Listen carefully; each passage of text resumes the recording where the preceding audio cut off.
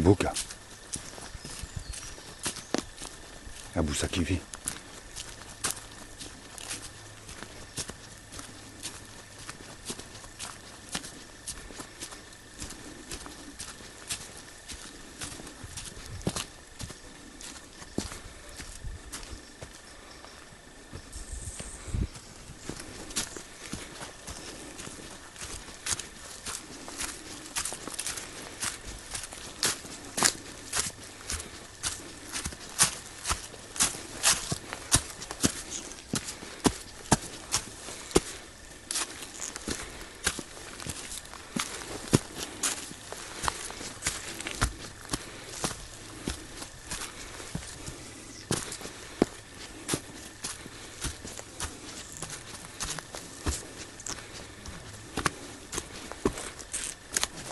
Bonjour.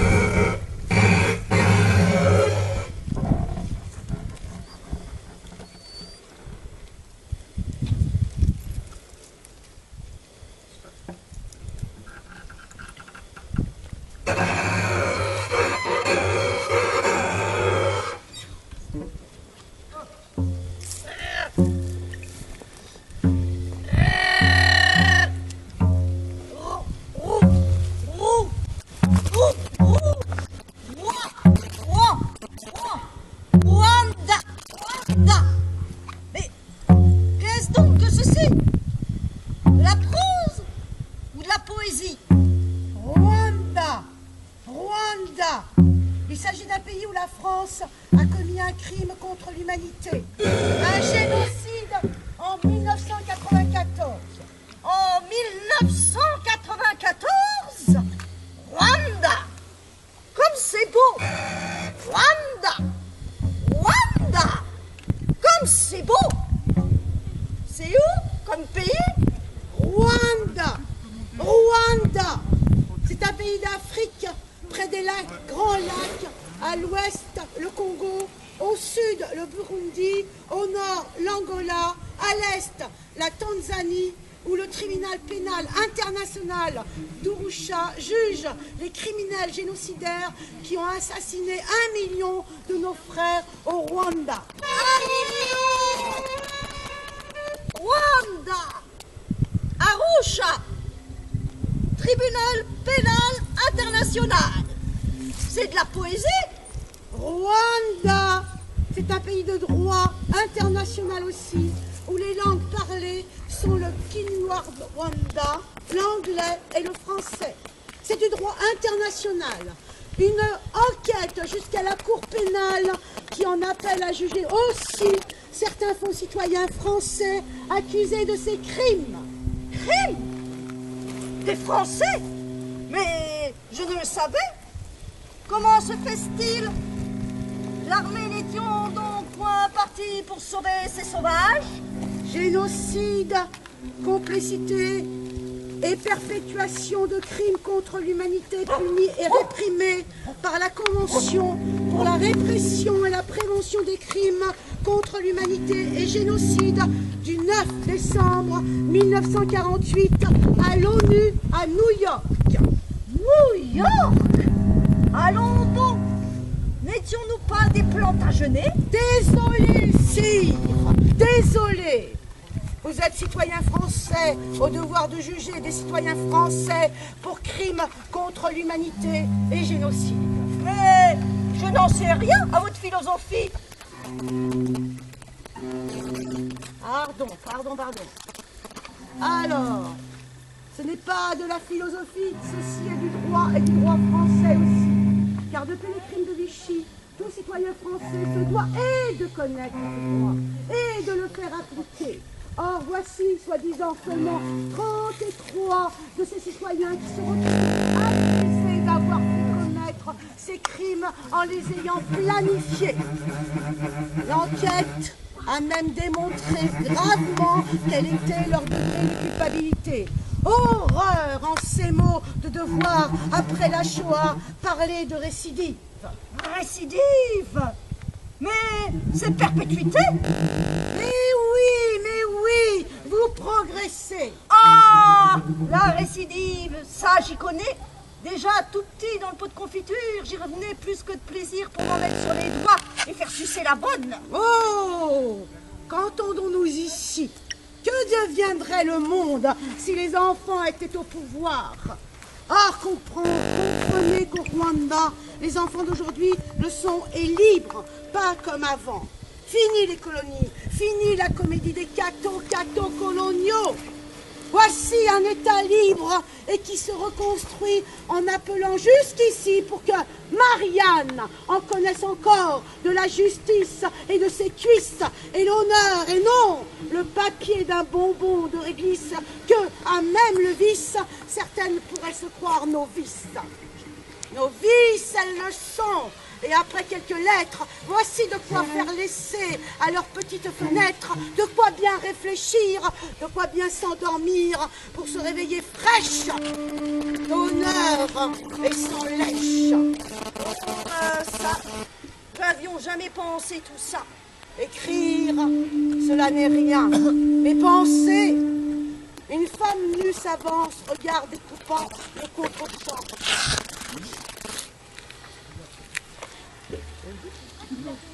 On va passer directement aux lettres.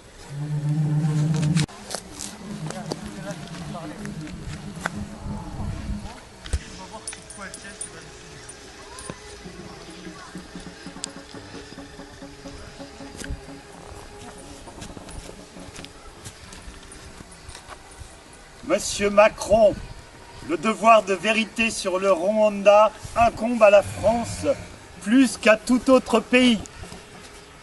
Monsieur le Président, plus de 23 ans se sont écoulés depuis que s'est produit le dernier génocide du XXe siècle, celui des Tutsis du Rwanda. En moins de 3 mois, d'avril à juillet 1994, 1 million de personnes furent assassinées. Pour moi, ce chiffre n'est pas abstrait. Les miens ont péri. Vous et moi étions adolescents en ce printemps 1994. Nous avions le même âge. Vous en France, moi au Rwanda. Je ne sais si vous vous souvenez de vos 16 ans. Pour moi, ce fut le temps de la traque de mes proches, celui où nous mourions sous les coups de machette, celui où mes sœurs et mes tantes étaient violées jusqu'à ce que mort s'en suive. Le temps de la terreur qui me rendit orphelin au monde. Puis il a fallu survivre et tenter de comprendre.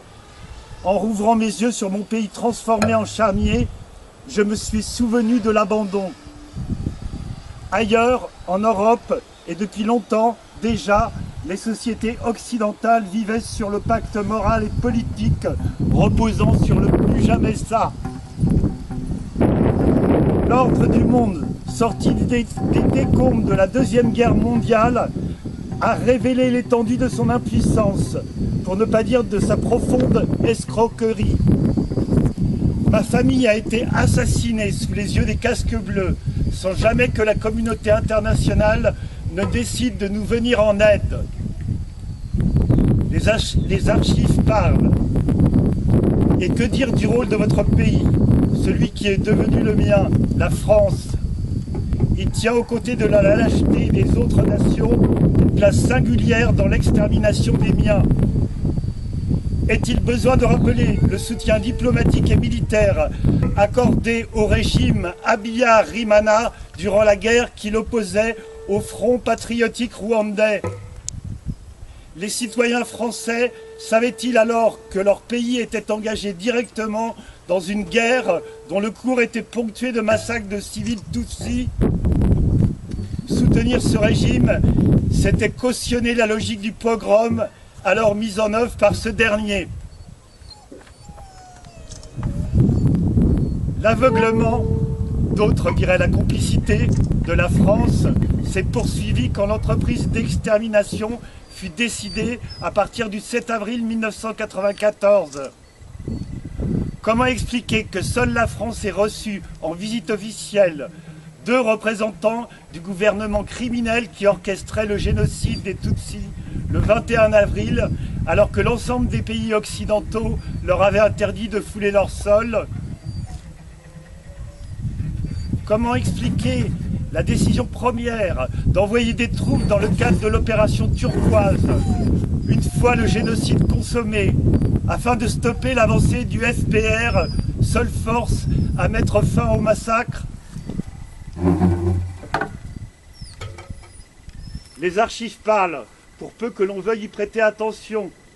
Et sur les images diffusées à profusion, où les populations accueillent avec joie les militaires de l'opération Turquoise, l'enthousiasme n'est pas celui du soulagement, mais celui de la ferveur exterminatrice.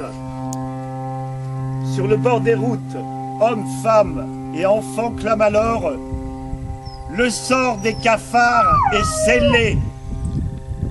Un tel accueil en dit long sur la fidélité du gouvernement français à ses alliés criminels. Mais la géopolitique française, reposant sur une logique de mathématiques raciales, ne perdit pas encore son crédit après le génocide. Des armes furent livrées aux assassins dans les camps de réfugiés au Zaïre, comme le reconnaissait Hubert Védrine lui-même le 16 avril 2014 devant la commission de défense de l'Assemblée nationale. Il expliquait alors aux députés, sans provoquer la moindre réaction de leur part, que la France avait poursuivi ses livraisons d'armes à l'armée rwandaise dans le cadre de sa lutte contre le FPR et en aucun cas pour participer au génocide. Il faut croire que M. Védrine tient en piètre estime l'intelligence des députés et des citoyens français. L'armée rwandaise fut l'un des acteurs centraux de l'extermination des Tutsis. Monsieur le Président, sur le rôle de la France au Rwanda, bien des éléments sont connus. À ce jour, aucune reconnaissance officielle ne les a intégrés au récit national. Les stratégies de déni poursuivent leur travail de sape. D'autres logiques, en revanche, demeurent encore troubles, que l'ouverture des archives permettrait de mettre à jour. Devoir de mémoire et travail d'histoire s'unissent ici dans la même exigence. Monsieur le Président, vos récentes déclarations à Oradour-sur-Glane, puis lors de la commémoration du Veldiv, témoignent de la capacité de ce pays et de ses dirigeants à porter sur le passé un regard lucide et sans concession. Pourquoi l'histoire du génocide des Tutsis serait-elle exclue de ces efforts pour faire advenir la vérité? Ce devoir de vérité incombe à la France plus qu'à tout autre pays. Nous vivons en une patrie qui n'oblige aucun citoyen à mentir pour elle et où la recherche d'une vérité, si dure soit-elle, peut n'être pas contraire au bien commun, écrivait Raymond Aron en pleine guerre d'Algérie. Ces mots, j'ai espoir que vous les ferez vôtres, car l'honneur de notre pays ne se mesure pas au déni, mais au courage de faire face au passé.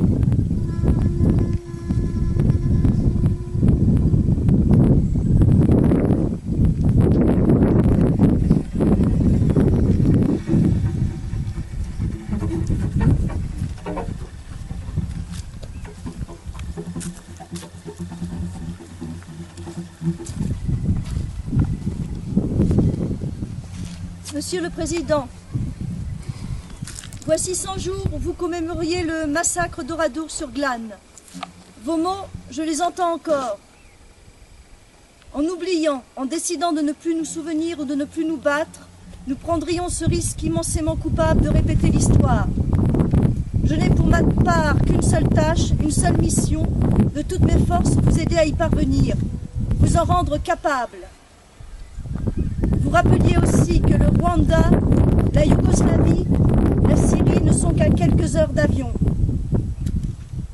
2 semaines après votre allocution, lorsque le Rwanda est revenu au centre de l'actualité, j'ai repensé à vos mots.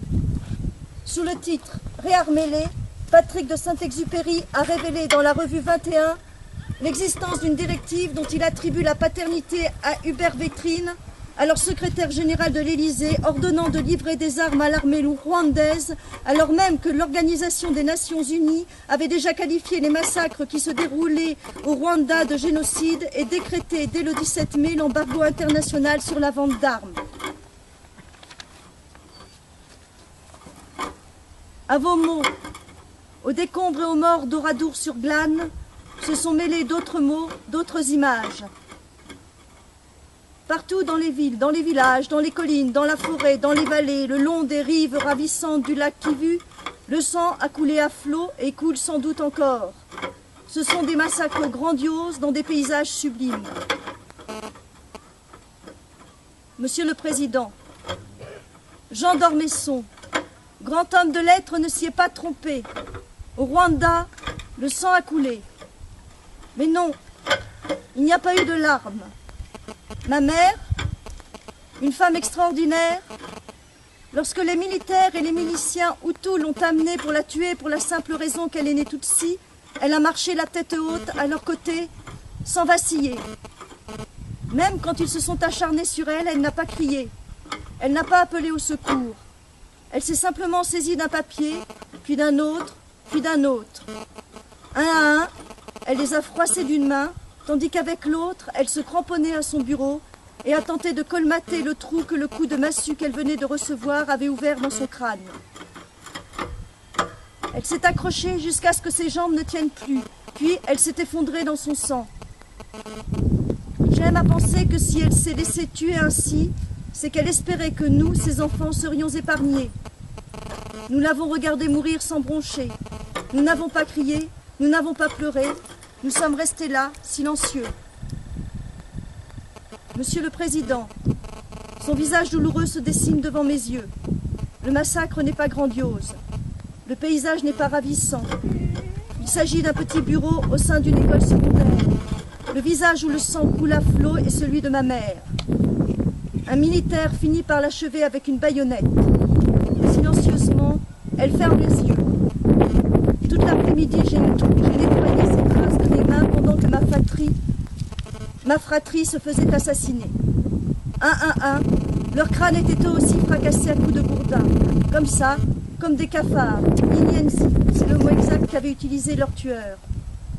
Un à un, j'ai tenu dans mes mains les petits papiers avec lesquels ma mère a essayé d'arrêter l'hémorragie. En cet instant, en vous écrivant, c'est à ces papiers ensanglantés que je pense, et au silence. Le silence a résonné jusqu'à Oradour-sur-Glane, où la même année, en 1994, le président Mitterrand se tenait à votre place, soulignant l'exemplarité de celles et ceux qui transmettent un message, ceux qui portent un espoir, ceux qui ont quelque chose à dire aux autres, quelque chose à leur apprendre qui fut terrible, qu'ils ont vécu, mais qui doit être compris tout de même comme l'obligation pour chacun d'entre nous de rechercher pour l'avenir les moyens d'interdire de tels actes et les moyens d'élever le regard pour rechercher à travers le monde les traces si rares au milieu du désastre. Il n'évoquait pas alors le génocide en cours au Rwanda. Monsieur le Président, j'ai quelque chose de terrible à vous dire. Il est des traces rares au milieu du désastre, des papiers ensanglantés qui, quoi que l'on fasse, laissent une empreinte indélébile dans la main de ceux qui les ont touchés. Réarmez-les. La révélation de cet ordre m'a replongé en ces temps-là. Réarmez-les. Je m'interroge. Fin juin 1994, mais pourquoi faire? Même les tueurs l'affirmaient en chantant. Il n'y avait alors plus personne à tuer. Réjouissez-vous avec nous, les amis, les cafards ont été tous exterminés. Certes, ici et là, il y avait encore quelques cafards. À l'école, nous étions quelques centaines. Des enfants pour la plupart gravement blessés, à l'instar de ma sœur aînée laissée pour morte aux fosses communes. Nous n'avions ni eau, ni nourriture, et rien non plus pour arrêter les vers qui proliféraient dans les plaies des blessés. Monsieur le Président, vous avez dit à Oradour-sur-Glane vous souvenir des fortes paroles de François Mitterrand prononçant l'éloge de l'espoir, de Jacques Chirac appelant de ses voeux un siècle d'éthique, de François Hollande prônant la vérité, avant d'ajouter que nous ne serions pas le peuple que nous sommes si nous ne donnions pas à l'autre un statut sacré. La partie de moi, qui se reconnaît comme faisant partie du peuple français, a envie de pousser des cris, de hurler. L'espoir, l'éthique, la vérité. Depuis 23 ans, nous, les rescapés rwandais qui vivent en France, plus particulièrement ceux qui, comme moi, sont devenus des citoyens français, avons écrit notre peine, dit notre colère, clamé notre incompréhension. Nous nous sommes indignés par moments.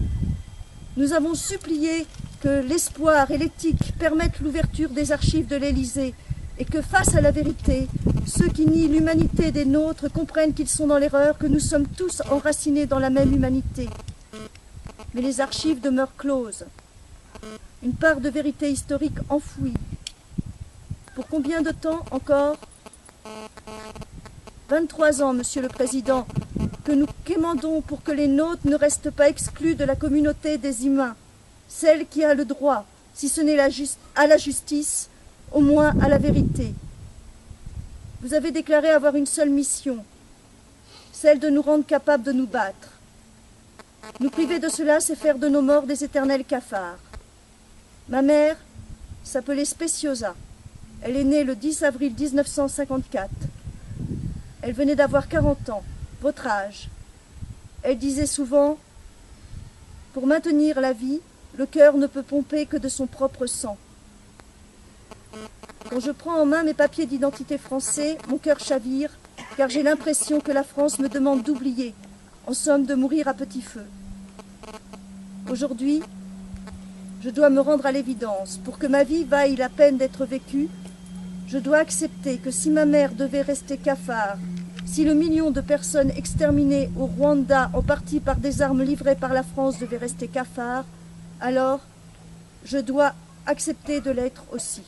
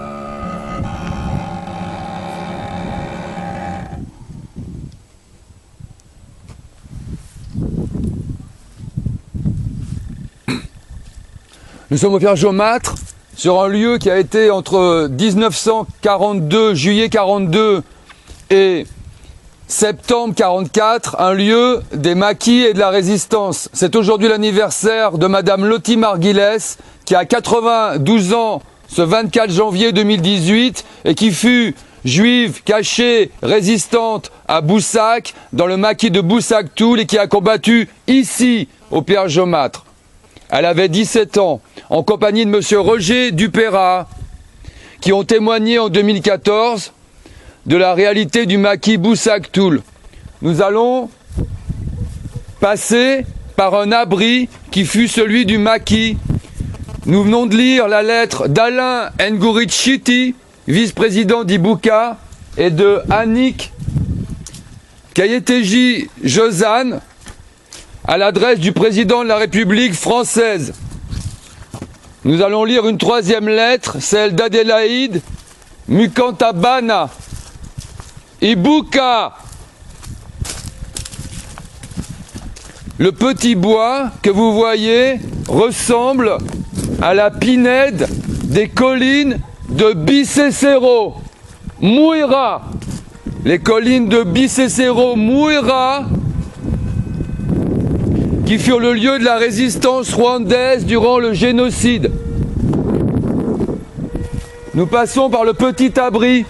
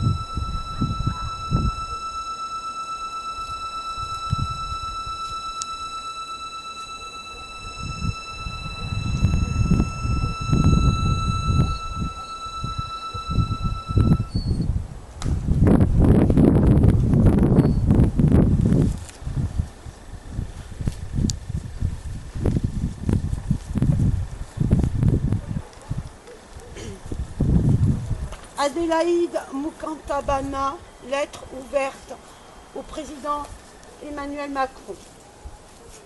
Un président qui parle à toutes les mémoires. La barbarie se forge d'abord dans les esprits. Ce sont les idées et les mots qui, progressivement, font sauter les digues de nos consciences, font reculer la civilisation, qui nous habitent à écouter, à accepter des paroles que nous ne devrions même pas entendre. Extrait du discours du président Emmanuel Macron à la commémoration de la rafle du Veldiv le 16 juillet 2017.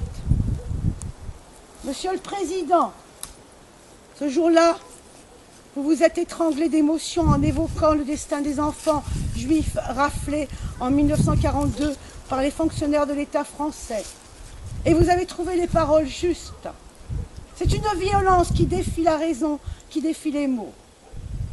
Face à cette terreur, l'absence de compassion aurait été la preuve d'un manque d'humanité.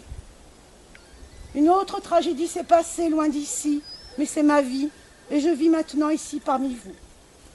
Monsieur le Président, loin de moi l'obsession de mettre en concurrence les mémoires, mais la ressemblance entre la Shoah et le génocide des Tutsis de 1994 est flagrante. En 1941, le nazisme a étoffé la thèse exterminatrice des Juifs pour gagner la guerre.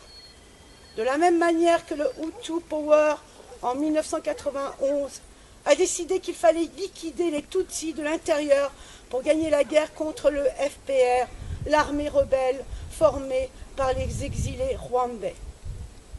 Les extrémistes Hutus rwandais ont mis en place un processus de radicalisation auquel l'État français de l'époque a entièrement adhéré. Il les a appuyés politiquement, militairement et financièrement. Pourtant, le gouvernement de cohabitation conduit par Édouard Balladur ne pouvait pas ignorer que le régime rwandais était complètement engagé dans une dérive génocidaire. Il y avait une ambassade française à Kigali, dirigée d'abord par Georges Martre et ensuite par Jean-Michel Marlaud, et le copinage entre les familles des deux présidents, Mitterrand et Habyarimana, était connu. Dès 1991, l'idée d'exterminer les Tutsis était en marche. En janvier 1993, feu Jean Carbonard revient du Rwanda où il a participé à une commission internationale d'enquête. Sur le plateau de France 2, devant le journaliste Bruno Mazur, il retient difficilement ses larmes en racontant ce qu'il a vu. Une prophétie en direct qui n'aura pas de suite. Il croyait qu'il était possible de convaincre l'exécutif français de changer sa politique pro-Hutu. Il le dit comme si, 14 mois à l'avance, il pressentait ce qui allait advenir au Rwanda, quelque chose dont son pays sera complice, un génocide. 23 ans après, si vous vous inscrivez dans la lignée des hommes de mémoire et si vous vous étranglez d'émotion à la pensée de tous les enfants massacrés pendant le génocide des Tutsis, vous ne nommeriez pas le général Lecointre, chef d'état-major des armées, avant d'avoir reconnu et dénoncé l'imposture tragique que fut l'opération Turquoise.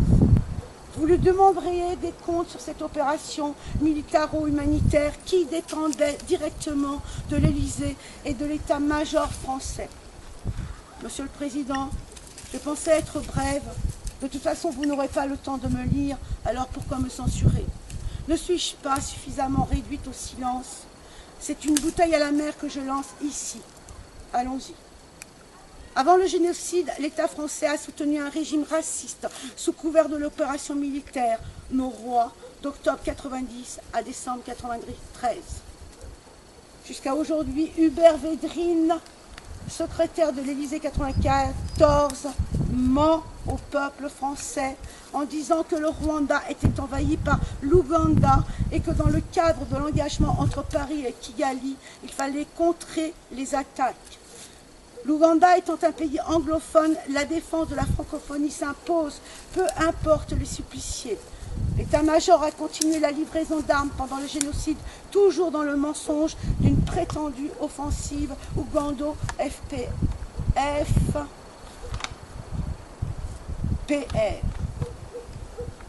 Une deuxième opération militaire est lancée au début du génocide, à Marilis, chargée d'évacuer les étrangers. Le week-end des 9 et 10 avril fut le plus sanglant à Kigali. Pourtant, les troupes françaises ferment les yeux devant les tueries. Leur mission est de sauver les personnes qui ne sont pas menacées, avec leurs animaux de compagnie. L'opération Abandon s'envole. Les avions n'ont pas fini de décoller que les Tutsis sont massacrés sur le tarmac.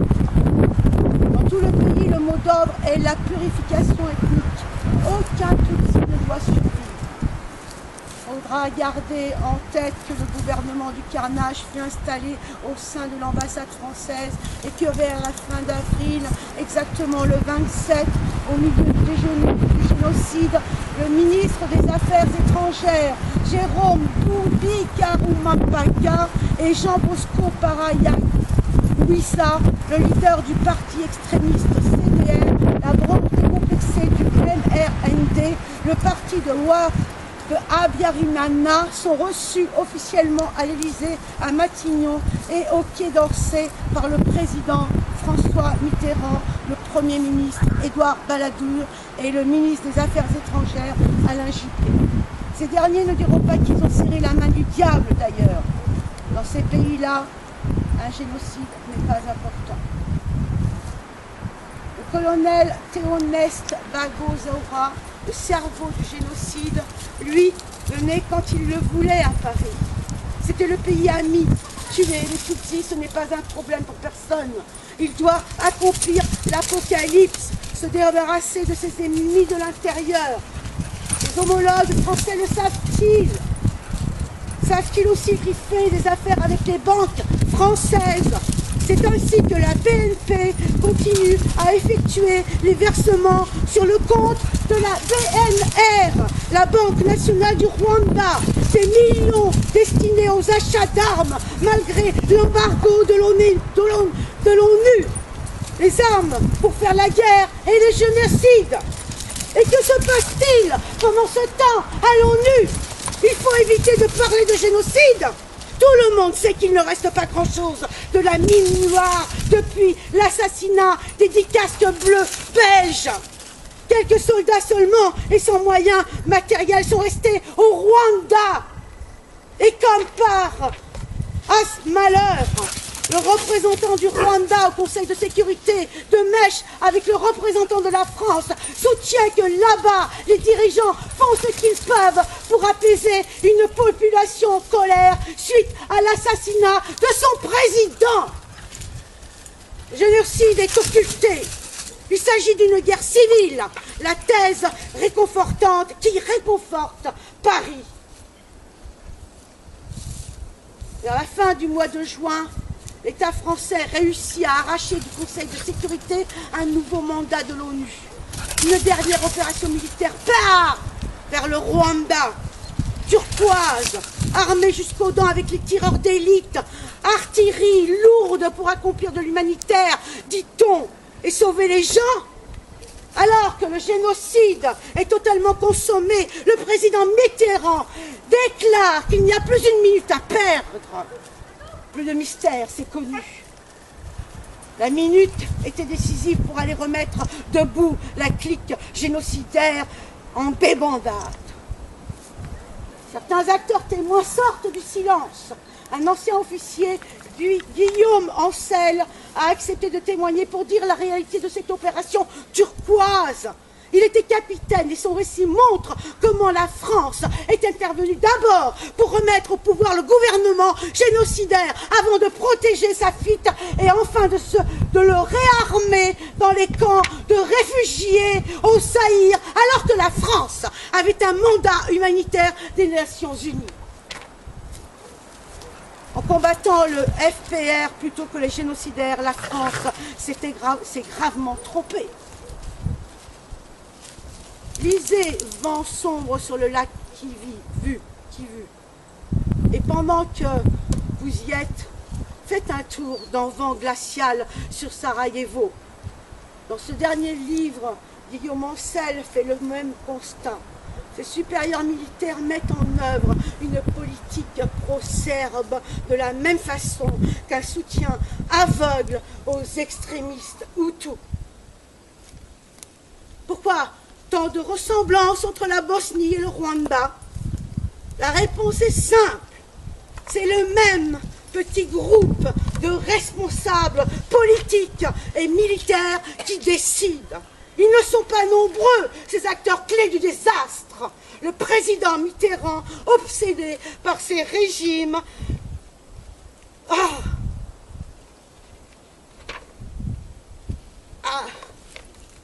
le président Mitterrand, obsédé par ces régimes amis qui saignent leur population, son conseiller, le général Quesno, les commandants qui donnent les ordres sur place, l'amiral Langsad et le général Germanos, et enfin le fidèle secrétaire Hubert Védrine et les deux ministres, celui de la Défense et celui des Affaires étrangères.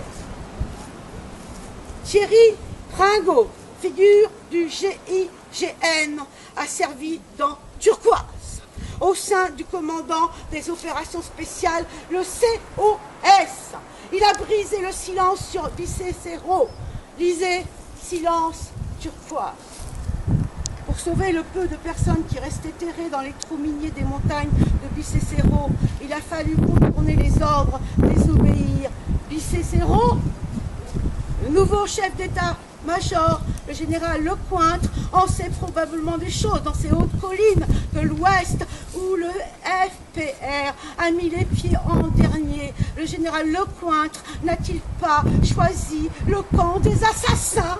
Peut-il nous dire que le capitaine Ancel et l'adjudant-chef Pringot ont été des mauvais soldats? Le journaliste Patrick de Saint-Exupéry y était aussi. Il parle, il écrit. Lisez l'inavouable, un cri dans le désert. Certains se plaisent à l'ignorer, d'autres lui font des procès d'anti-France. Il salit l'honneur de la République. Sans oublier le livre de référence qui nous éclaire sur la France au cœur du génocide des Tutsis. Le titre parle de lui-même. Un grand et noble travail d'un citoyen français, Jacques Morel. Non, le capitaine Ancel, l'adjudant-chef Pringot et le journaliste Patrick de Saint-Exupéry, le citoyen Jacques Morel se comporte en homme d'honneur. On ne bâtit aucune fierté sur un mensonge, dites-vous, Monsieur le Président. L'ONU a retenu son chiffre, 800 000 morts, comme si dépasser la marche d'1 million changerait quelque chose. Au Rwanda, où l'on est au-delà du million, on compte encore. À chaque commémoration, de nouvelles fosses communes sont découvertes.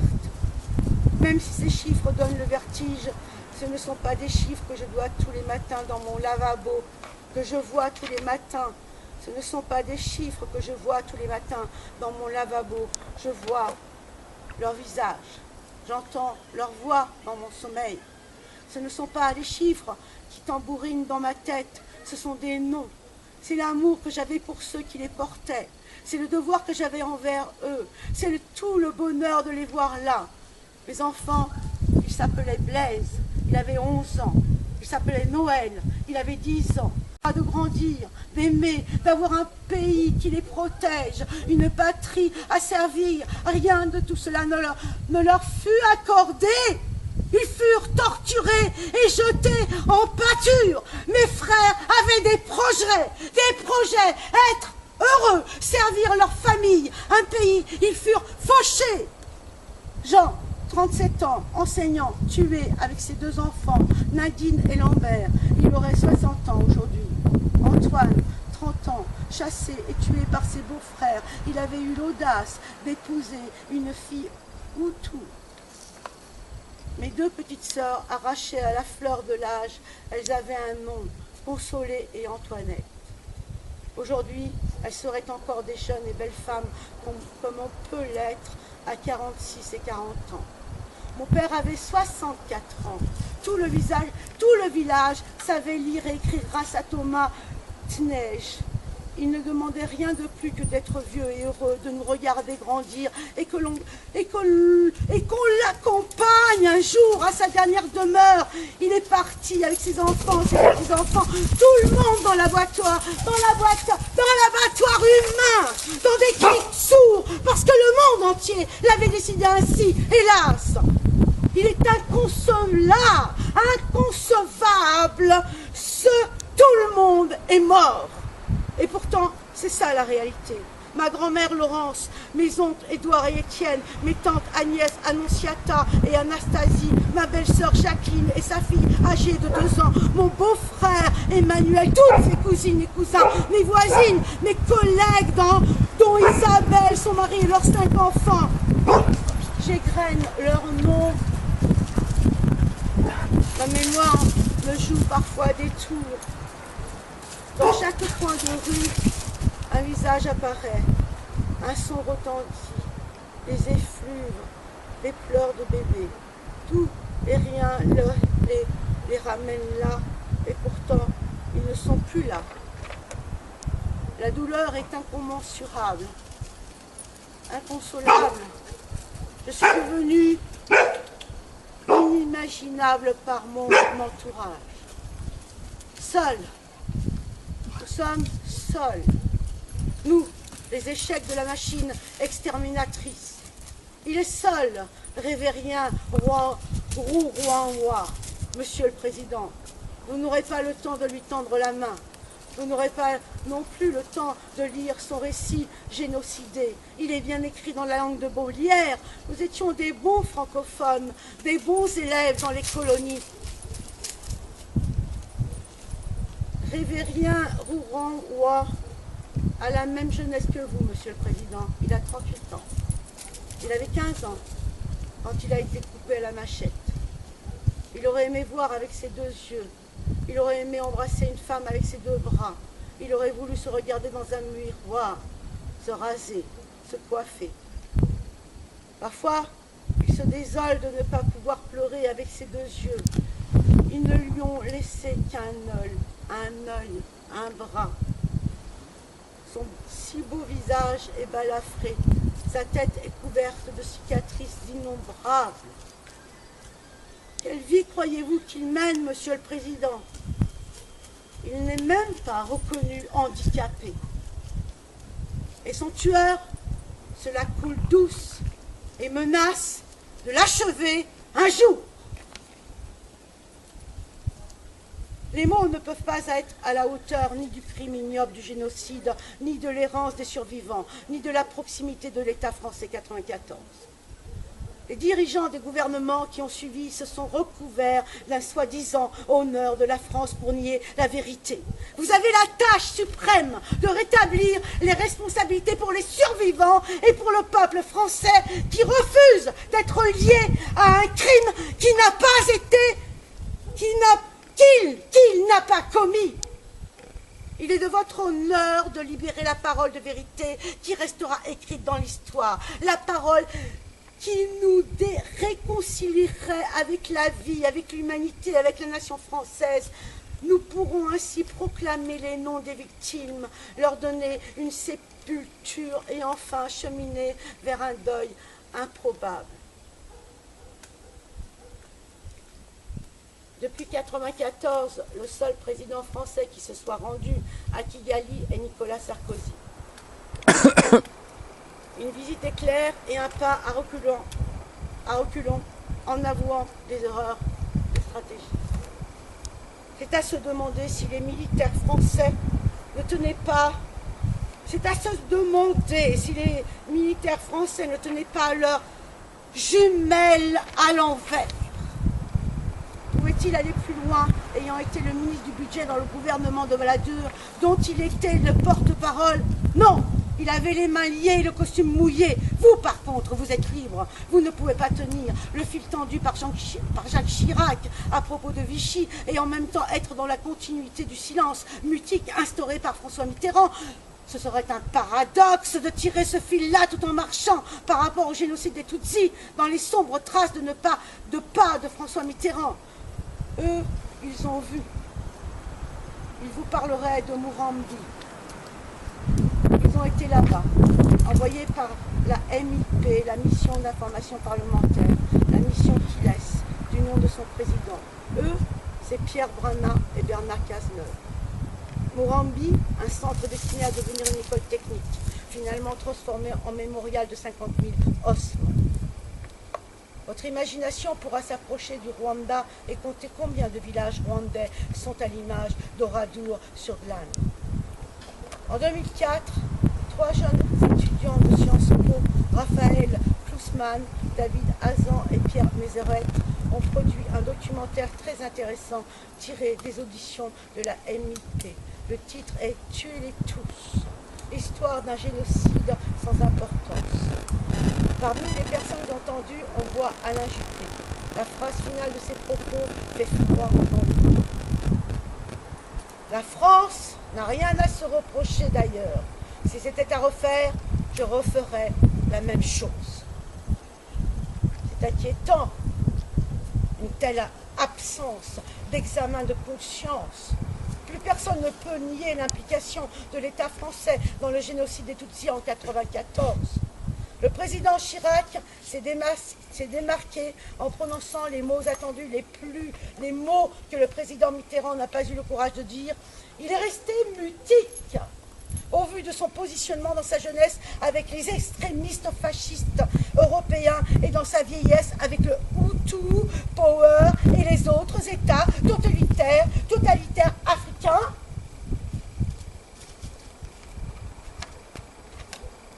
Le président Chirac a accompli sa tâche supérieure de réconcilier la nation et son histoire. Le pétainisme, rangé dans les placards par le président Mitterrand, allait un jour ou l'autre sortir de la même manière que sortira un jour la complicité de l'État français de 1994 dans le génocide des Tutsis. Le peuple français le réclame. Dans le pays des droits de l'homme, le pays ami, disent encore les génocidaires franco-rwandais. Beaucoup ont acquis la naturalisation. Nous vivons tranquillement en toute impunité. Vive les droits de l'homme. Il nargue le petit collectif qui s'est constitué partie civile pour mener quasi seul le combat pour la justice, une justice censée être universelle. Et pour cause, le crime est qualifié de contre l'humanité. Ne leur parlez pas des associations pour la mémoire. La France, en reconnaissant ses fautes, a ouvert la voie à leur réparation. C'est sa grandeur. C'est le signe d'une nation qui sait regarder son passé en face. C'est là le courage d'un peuple qui ose son examen de conscience et tend la main aux victimes et à leurs enfants.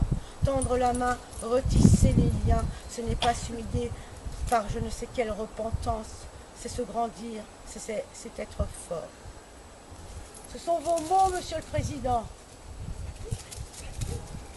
Ils doivent être entendus par toutes les mémoires.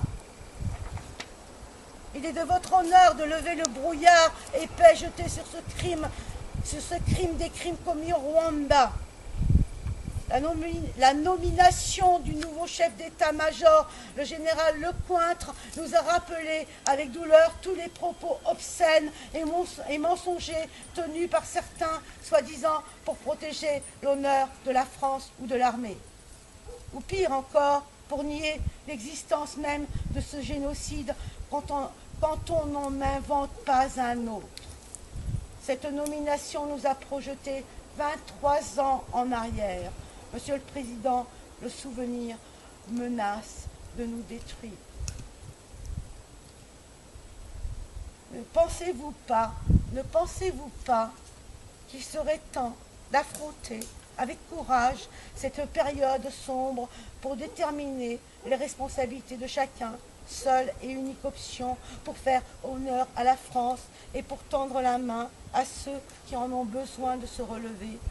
Ne pensez-vous pas qu'il faut arrêter de couvrir les complices français du génocide des Tutsis? Monsieur le Président, ne vous laissez pas éclabousser par le sang que vous n'avez pas fait couler.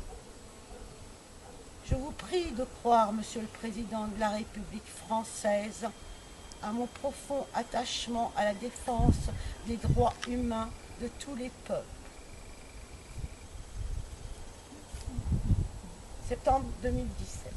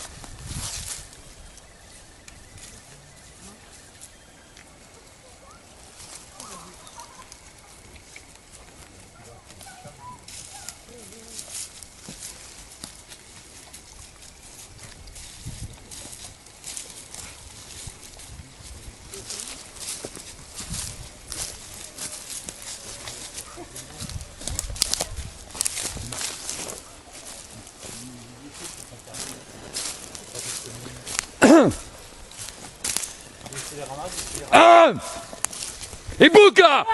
Ibuka!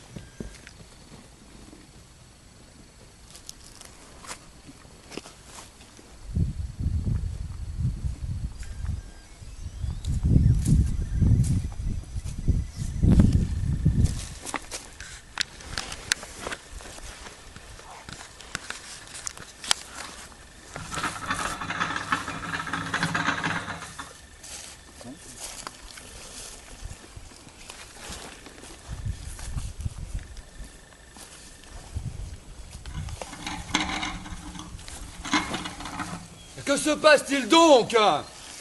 Je ne sais. Il paraît que Marianne s'est éprise d'une âme et que de cette âme, elle ne sait renoncer à ses vœux par tant de chasteté et de secret de son état. Ah! Ne connaissez-vous point certains de nos amis qui auraient écrit de quoi la rassurer, Marianne? Monsieur, en mon âme, par la France, je ne puis assurer que sa défense. Et vous savez combien, en ces heures de souffrance, il est si délicat de vivre en France. Mais pourquoi donc ce silence quand vous semblez donc taire quelques écrits qui, d'après vous, sont frères? Monsieur, par notre honnêteté, vous savez que Marianne n'a rien à se reprocher. Si des crimes dont d'aucuns l'accusent, il fallait encore entendre ces j'accuse, ce seraient ces questions où toujours on abuse, l'opinion qui passerait pour de l'information. De l'uniformisation? Ai-je si mal compris que vous n'entendriez ce que, en forme pourtant, certains semblent écrire? Auriez-vous donc tant et tant d'honnêteté à ne pas pouvoir lire ce que vous écrivez? Faudrait-il vous nommer pour que cesse sous vos mots cette hypocrisie qui vous sied comme au veau? Monsieur, cachez ces mots que je ne saurais entendre. Vous faites des allusions qu'il nous faut bien méprendre. Car si, monsieur, les gens vous entendaient, ce serait pour la France, le déshonneur parfait. Parfait, parfait. Allons, n'allez-vous point si vite en la besogne muette pour tenter de cacher une sale défaite? Que dire de ces preuves? Que faire de ces écrits? Allez-vous donc brûler aussi la République? Monsieur, cessez, ou j'appelle les flics. Qui donc? Nous serions donc ici devant le droit encore pour juger du mépris qui tient de votre corps et vous tenteriez de nous impressionner en sonnant à cette heure chez la police? Montez, montez, montez. Que Marianne pourrait-elle donc taire à ses propres tribunaux où déjà militaires, magistrats et greffiers, témoins, même oculaires, ne cessent d'appeler ce corps à la justice? Que Marianne pourrait-elle donc comprendre de tous ces dossiers à ne pas s'y méprendre qu'elle fut, et salement encore, abîmée par des flics, comme vous dites, n'ayant que le décor? Que Marianne, encore aujourd'hui insultée, ne viendrait prendre la mouche que pour une tasse de thé? Quand sous les cris des enfants appelant, la mère ne pourrait plus faire justice comme avant? Que Marianne, peut-être, enfoncée par ses crimes, ne pourrait plus se dire en quelques rimes, honnête et encore juste, pour faire juger l'injuste? et le faux citoyen, qui donc ici voudrait en venir aux mains, quand déjà les écrits semblent vous voir pâtir de ces horribles crimes, ou sans cesser d'haïr, vous tentez de nier jusqu'à l'ultime? Que seraient donc alors vos appels inutiles, sinon de la frime d'un reste de Tartuffe? Monsieur, ne dites pas ici, sous ces mots qui s'écrivent, de telles vérités. Nous pourrons nous arranger, voyez-vous. Je connais quelques gens qui sont prêts à payer pour que ces indigents cessent leur procès. Écoutez, Tartuffe n'est point qu'un faux religieux. Nous sommes des gens de bien, non? Arrangeons-nous, s'il vous plaît. Je ne dirai rien pour... Pour? Je ne sais. Mais que voulez-vous donc dire ici? Je ne sais, des gens qui pourraient vouloir vous salir. Salir? Vous plaisantez, hein? Croyez-vous peut-être que personne n'essaie? Croyez-vous peut-être que c'est dans un amour infini que s'écrit ce mot-ci? Quant à vos arrangements, ne confondez-vous point avec l'appartement. Il passa tendrement et d'une chambre à l'autre partait pour la rejoindre en ses appartements. Vous souvenez-vous? À mémoire pour mémoire, il serait trop facile de vous laisser dans ces noirs de l'obscurantisme et de la déraison et des fausses polices et de la délation, non? N'aimeriez-vous donc point trop encore ces régimes nationaux collaborant d'abord, avant que de comprendre qui fut donc et sauvé, Marianne aussi, après les crimes nazis? Peut-être faudrait-il répéter à l'envi ce que déjà beaucoup de livres vous crient. Assassin, criminel contre l'humanité. Avec qui donc dorénavant voudriez-vous vous arranger? Avec la Cour pénale internationale? Il vous sied? Vous faudrait-il l'honneur de la France retrouvée à faire juger elle-même ces ordures criminelles? Serait-il donc trop tard, et avec tout ce phare, voir dégouliner et les faux maquillages et les pires négations au plastron de vos âges de vrais et pauvres couillons? Faudrait-il donc monter jusqu'à Versailles pour faire guillotiner en représailles? De voir encore après le roi guillotiner Marianne, cette fois, depuis le Rwanda? Silence! Comment? Silence? Oui. Silence. Faisons silence! Silence! Mais oui! Oui, oui! Faisons silence sur les possibles que nous avons de nous arranger avec les nazis pour déporter et continuer l'ordurerie de toute la saloperie de pétainisterie. Mais oui, faisons silence, faisons silence. Allumez les télés. Oui, oui, obéissez à la Gestapo française, ne dites rien, taisez-vous. Nous allons guillotiner vos droits humains, nous allons endoctriner vos enfants au terrorisme islamique pour ne pas avoir à parler du Rwanda. Nous allons vous aider à aimer positivement les criminels contre l'humanité et les négationnistes. Oui, faisons silence. Vous allez devoir comprendre que la France, c'est l'Allemagne nazie, cela va de croix. Taisez-vous, bon peuple. Déjà, vous obéissez très bien. Continuez à bien regarder la télévision. Répétez tout.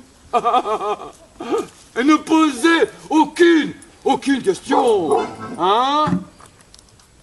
Voudriez-vous que nous vous tartuffions? Sale pourri, faux français, ordure soumise, ignorant et abject. Faudrait-il et Molière et Jaurès et Jacques Brel et Jean Moulin et Condorcet et le peuple de 1789 et les résistants de 43 et les maquis et les philosophes des Lumières et les écrits et les poèmes et les républiques libres et les écoles libres et les lois de séparation de l'Église et de l'État et la laïcité et la statue de la liberté et les révolutions américaines, italiennes, belges, les Garibaldi, les Voltaire, les Hugo, les Gavroche. Ces enfants de Paris, ces enfants libres en France, qui des congés payés aux droits humains en France et par le monde entier, construire tant et tant de villes, d'écoles, de parcs, que vous ignorez depuis pour garer vos bagnoles Que vous faudrait-il encore pour ne pas rester mort à la télévision? Boudu, sauvé des eaux. Jean Vigo, le château de mon père. Lino, Lino. Peut-être Coluche serait de trop. La nouvelle vague aussi, cela va de si. Ah oui, bien sûr. Des chiens, oui, ça serait bien des chiens. Des chiens pour se croire mémétreux. C'est facile d'être mémétreux avec des chiens. Hein? Ça ferait encore mieux si vous preniez des bergers allemands. Vous serez aussi pourris que les vieilles avec leurs caniches racistes. Monsieur, silence. Vous enfoncez la France. Comment prendriez-vous conscience de ce que vous dites? Et la rime à outrance entre France et conscience. Jusqu'à vous mettre au cimetière me laisse encore le goût de vous en coller une, qui bien que Marianne aux prunes se verrait à laver votre ignoble impunité. Croyez-vous que du ciel les morts n'ont pas de voix? Croyez-vous, pauvre con, que vous êtes éternel? Que connaissez-vous de la France, vous? Vous qui traitez les humains de rats. Même pas la fontaine, car où coulent les sources, pauvre con, la fontaine encore ne coule que par raison. Et dans vos haines pourries de merde de télévision, vous restez impolis, et dans votre placeron de merde, hein, monsieur, de merde, et à la Cambronne, et pour votre raison. Foncez la France, monsieur, comme vous dites, c'est encore avec un plaisir qui de m'habite, monsieur. Né libre, vous la colle sous le nez. Pour que vous mesuriez la France et sa liberté. Offenser la France, monsieur, ne fut que plaisir, monsieur, jusqu'à ce que vos crimes ne nous fassent plus rire. Vos crimes, monsieur, ne sont pas seulement une offense, sans conscience à la France, mais à l'humanité, que vous ne connaissez qu'avec le collier de votre ignorance. Même les colliers de la reine seraient pour vous offense quand vous restez parjure au monument de France, insultant les morts pour vos droits, que vous voudriez peut-être voir ici déchoir. Mais monsieur, c'est par les armes! Et sans attendre que monsieur, nous aimons à pourfendre les salauds criminels comme vous, qui restez à jamais des ordures pistes de nazis. Et vous venez, monsieur, parler de la France quand vous assassinez les enfants, sans laisser de chance à ces enfants d'apprendre que la France, monsieur, n'est pas une offense à l'humanité. Monsieur, désolé de vous laisser à terre, vous êtes, monsieur, sale à défaire à mettre à nu. Moi, l'apprenti, genou droit au sol et cœur à découvert, restez, monsieur, à apprendre que de telles offenses ne sont pas de chez nous, monsieur. Et vos pseudo-secrets, vos haines, vos mépris, vos dissimulations et votre connerie salissent quotidiennement la France, monsieur. Et vous restez pourri à la télévision. Vous n'avez même plus, ou pas, je ne sais pas, l'honneur de connaître votre culture. Vous êtes les restes des colons de nazis à trier dans la haine les enfants de la terre. Et pour 3 couleurs, monsieur. Bleu de la liberté, blanc de l'égalité, rouge de la fraternité. Monsieur, apprenez que les couleurs, monsieur, n'attendent pas votre déraison. Et que déjà, monsieur, nous sommes si loin devant. Et Bouka, qu'il ne vous reste, monsieur, que la prison.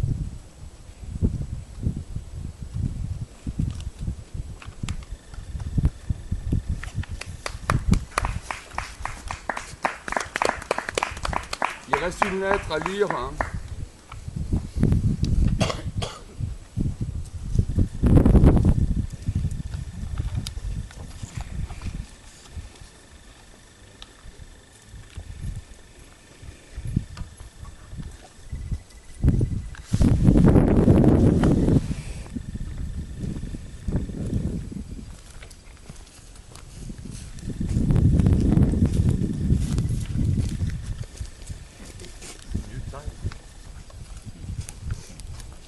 Oui.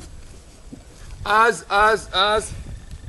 CNLG call for end to impunity as World Mark Genocide Day by Jean Damour and Bonin Chouti.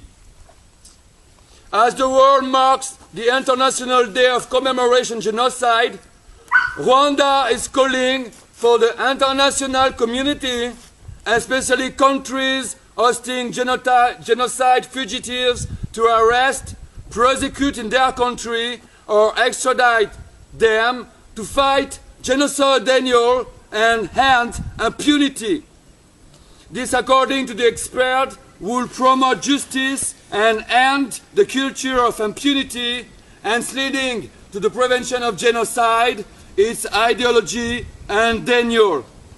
Experts made the call yesterday to mark the International Day of Commemoration and Dignity of the victims of the crime of genocide and of the prevention of this crime.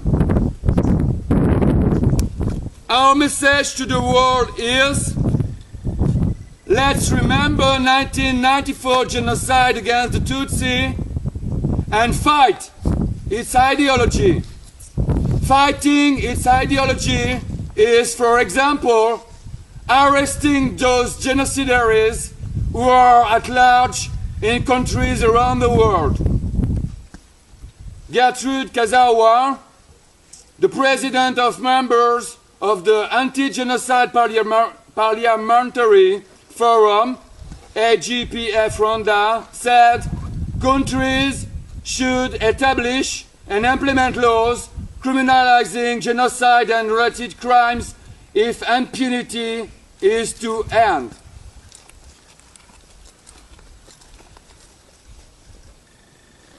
Ibuka.